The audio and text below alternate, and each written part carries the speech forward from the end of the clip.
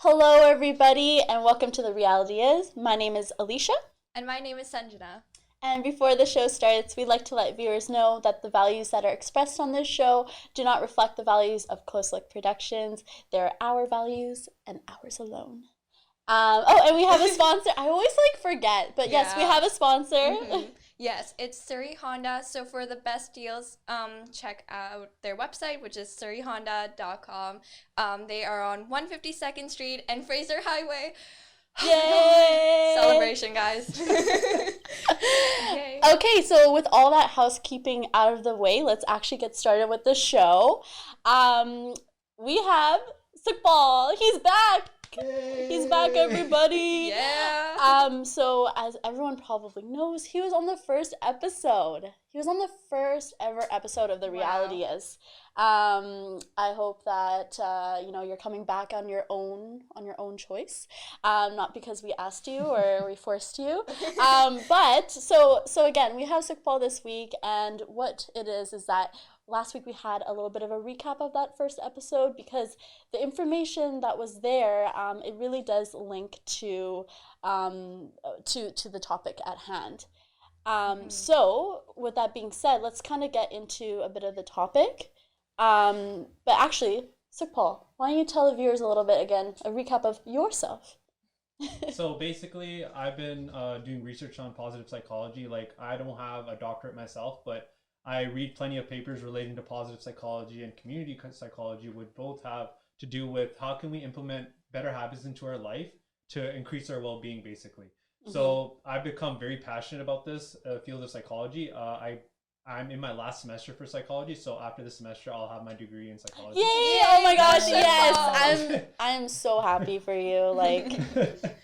Maybe we should have another show on post-university Sukhpal edition, right? Should be there at his graduation ceremonies, celebrating. So Sanjana, would you like to introduce the topic for today? Yes, for sure. So if you guys watched our last video, and you should have, you better. You would have seen us talk a little bit about positive psychology, giving an introduction, how to reset our reference points. But then we also talked about toxic positivity, and we really wanted to bring Sukhpal back so he could give us both sides about positivity, because where the reality is, we're trying to show you both sides of the scenario and the topic. And that's why we have him, guys. Okay, let's get into this. So Sukhpal, what is your definition of toxic positivity? Toxic positivity is basically about being overly optimistic in basically any situation presented. That could be a situation at home or even a situation at work. Okay, but how do you know when it's toxic, or you're just being like a good, positive vibes and energy? How do you know? Honestly, it's harder for the person that's actually doing it for them to see it, because they can kind of be, obviously, we're all prone to our own biases, so they might not be able to see it, but the outside people, the people that are obviously watching it, can see it more obviously. So it's really hard to catch. And I feel like you can get lost in it, so it's very hard to catch when it does happen. Yeah, and I also think that it is so prominent in our society to be positive and focus on the positivity and everything's going to be okay, so much so that we actually put everything at a backseat, our emotions, the reality of the situation. No, I'm serious. Why is it important to talk about this? I feel like it's important to talk about this because you see a lot in today's culture. For example, I remember there was this one segment on Oprah where they talked about, you can become happy or get your mind at peace within 5 minutes, within 10 minutes. You get all this stuff kind of advertised to you, and you're seeing this a lot more in mainstream media. It's like, is this the happy pill or is this the happy vegetable? And you see that a lot more, that is getting advertised that, oh, hey, we should be positive, we should be happy. But I guess that's where the error happens. We should feel this way, and that's when things get messy, and it creates an unrealistic image of how we should feel, where the media says that this is how you should feel, but that's not necessarily what the experts are saying, though, right? Because according to the experts, we obviously experience every emotion possible, like sadness, happiness, anxiousness, whatever it is. It's important for us to actually experience our emotions fully, and that's what we're going to be talking about today, because the media, I'm not going to say all media, but some of the media does misrepresent what happiness is really about. Dan's like, it's the media. Dan, camera operator. So he's in the background here. But yeah, no, it's really important. And I also think like it's just not enough is being said about it. So let's actually start with the game, which is like, I feel like it's the fun part. And I feel like that's the part where we uncover our misconceptions, right? So Sukhpal, you're gonna ask us a couple questions, and it'll just kind of test our knowledge of the topic, and let's do it. Denial at the beginning of something tragic is healthy. Truth or false? Oh wait, are you asking me? Yeah. Okay, so sorry, say that again. Denial at the beginning of something tragic is healthy. I'm gonna say, I think it's true. I think that like at the beginning of something being like something really crazy or I don't know, life impacting, that's a very like healthy or normal response, is just being like, for real? Like, did this actually happen? Are you sure? Are you sure? That's what I think. No, that's right. Denial at the beginning of something tragic is actually healthy because according to experts, it helps us prepare for the overwhelming emotion that follows after the denial, right? Because sometimes we can't process all of that emotion all at once. So denial can actually be healthy for the beginning part only. Usually people say, oh, they're in denial. Like it's always immediately a bad thing. But at the start, it's okay to, be in denial for a bit. But of course, later on, it's important to transition. Okay. So for the next one, Sanjana, always being optimistic is the most ideal mindset to adopt. Truth or false? I want to say true, because being optimistic is such a great mindset in my opinion. You can look at anything in a positive light and you're never going to feel, you're not going to concentrate on the bad things, but more on what you have already. Is that wrong? Well, some people would argue that I'm always ready to cry, guys. don't make me cry, Sukhpal. I will. Some people would say that it's good to be optimistic in every situation, but I feel according to experts, it's actually not ideal. Well, according to some experts, I'm not going to say all experts because some experts might disagree. So basically, the reason why they're disagreeing with that is because it doesn't properly prepare you for the situation ahead, right? Like let's say you have a family member in the hospital. This could just be one scenario, right? And they might be on their deathbed, for example, and you're like, oh no, they'll make it. And then that kind of, and let's say they do pass away, that kind of messes up your preparation for after their death. Yeah. Like is there something in their will, or is something to do with you have to get your house in order, etc., etc. Yeah. So it can be like that one's more kind of on the borderline, I feel. But for this case, the case that I just presented, that in that situation, being overly optimistic and situations would not be ideal. And also, I think like optimism is like can be synonymous with being hopeful. And then that's the thing is like when you're hopeful, you're really just projecting a lot of positivity and like a lot of hypothetical situations that are only focusing on one side of the picture. And then when it doesn't happen that way, I think it's just way more challenging to be more resilient. So that is hard, and it stops you from like going through the process of grief or 5 stages, I would say. I see. Okay. I'll try to be less optimistic then. Another thing I want to address that comes with this though is like someone might say, oh, do you expect me to just lay down and be negative all the time? That's not necessarily what we're saying here, because we have to watch out for those kind of statements, because that's not the argument that I'm making. The argument I'm making is that we should try to be more realistic rather than be negative or optimistic. Kind of find a good middle ground in this topic that comes with a lot of polarity. Is it me now? Oh yeah, for the last one, Alysha, a downward comparison, such as saying things could be worse, actually helps people put things into perspective. I'm gonna say that that's false, because for me personally, if I was to say, this is a life altering situation that happened to me and someone would say that back to me, I'd be like, well, my situation's still the same. You've done nothing to help me. So, and I wouldn't want to talk to that person further. So, So basically, you're right in that aspect, and we talked about this a lot in my counseling class. I remember my prof was talking about how, you know, saying things could be worse, like, you know, oh, you could be starving on the streets or something like that, or look at that kid, like his parents just passed away. Like, okay, yeah, of course you feel sorry for that person, but that doesn't necessarily change your situation much at all. Or some people will use it in that aspect, or some people will also say, oh, look at me, I have all this stuff, look at that person, like they're pathetic or something like that. That's also not healthy. Yeah, exactly. People use Yeah. downward comparisons in many different ways, or even upward comparisons, like, oh yeah, that guy's my age, but he's a millionaire, I'm not. Like, that's an upward comparison. So you have to watch out for upward comparisons and downward comparisons, because they're both equally don't really do much for us, besides just create like this comparison game that just doesn't really do anything at all. And I would like to plug our first episode, which was about social comparison, which really goes hand in hand with just what you said, is that, you know, this comparing game is not benefiting anyone at the end of the day, because I feel like, you know, you're just going to feel either that you're $1 million or you're $1 or maybe $0. So let's move on to the next. Oh, was that the last question? That was the last question. Oh, okay. Awesome. Okay, so now we have another little mini game. This one's really fun, and I'm going to be asking, so So basically what it is that, and I kind of talked about it before, these sides of being overly positive versus being realistic, right, about the situation.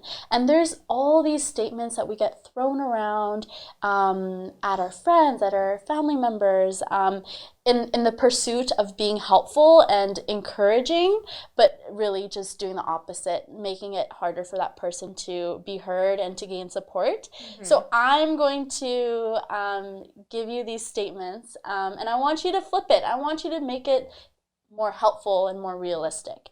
So, Sanjana, let's ask you. Okay. So this one is, hey, Sanjana, just be positive. Okay, so I know that things are kind of difficult right now. I know it's not easy to always see the bright part of each thing that's going on in your life, but I think you should really try and see, like, what are things that are going well for you, and kind of channel your energy towards that.